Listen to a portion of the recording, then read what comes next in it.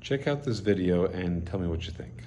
Girl called Lucy just showed up in a coffee shop, and that is the first time I met her. And then she asked me, what I do. I said, I work in the bank and blah blah blah. It's like, oh, why don't we just have dinner? And during the dinner, she asked me, what are you doing? And actually, we're gonna resign to start a company called Air Wallets to do global money movement.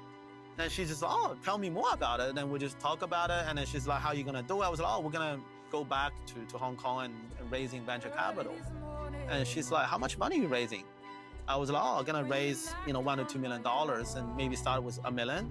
And then she's like, why don't I give you $2 million for 40% of the company and you don't need to raise any? And we basically got a verbal term sheet agreed.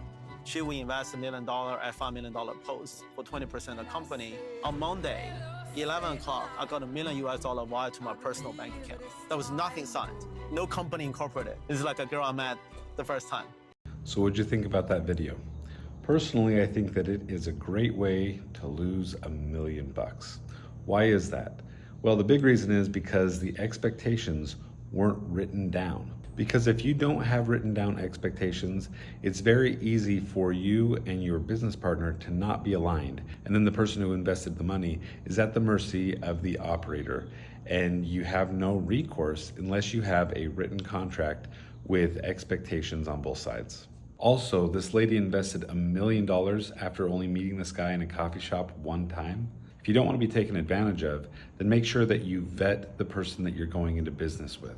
Don't just jump into business after meeting them one time. Get to know them and get to know their past successes. It's really important that if you're going to get into business with somebody, that you know what they're like in business. So what's the lesson? Don't get into business too quickly with someone you don't know, and make sure that there's a written agreement with expectations on both sides.